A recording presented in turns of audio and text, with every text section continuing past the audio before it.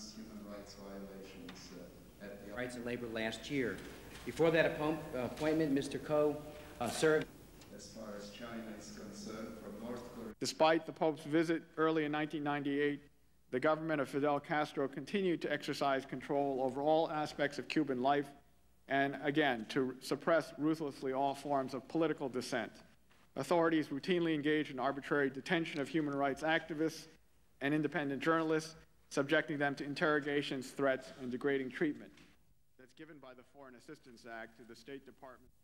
There's no question that the Guatemalan military was responsible for horrific massacres during the war, and that rural villagers and indigenous people bore the brunt of the violence. But when it ended, the U.S. participated in the peace process and has since been extremely supportive of this process of accountability, truth, and reconciliation. We would say that the human rights climate in Guatemala is improving, and we do believe that even though it's important to look at the past— I would suggest, according to this report, Mr. Secretary, from an extremely low base. That's the way it often is, Congressman. I do have one item, if I may, Mr. Chairman, but to the one unanimously approved by our colleagues in the Senate. The regime of Yugoslav Federal President Slobodan Milosevic used the military, police, judiciary, and state-controlled media to strangle dissent on civilians and separatist insurgents in Kosovo. Serbian police and military forces committed widespread abuses against Kosovo's ethnic Albanian population, including massacres of unarmed civilians and the torching and looting of homes, arbitrary arrests, and torture and brutal beatings in detention. By year's end, the violence in Kosovo had left about 2,000 people dead. The ranking member has mentioned Africa, and here I must mention Sierra Leone, where rebel forces killed and maimed with extraordinary cruelty.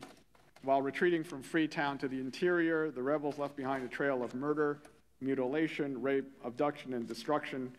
These insurgents decapitated, burnt alive, and inflicted bullet and machete wounds, and particularly appalling, as we have all seen, the amputation of the ears, noses, hands, arms, and legs of civilians, including small children and elderly. There you go. There you go. Next, please. In Indonesia, the news was not entirely bad. The government's human rights performance improved after the resignation of President Suharto, with the Habibie government's endorsement of broader press freedom, the release of some political prisoners, and the opening of the door for elections this spring. We remain deeply concerned, however, by high levels of violence, intercommunal conflict, the shooting of peaceful demonstrators by security forces, and the terrible attacks on Sino Indonesians, and especially the rapes of ethnic Chinese women and girls during the May riots.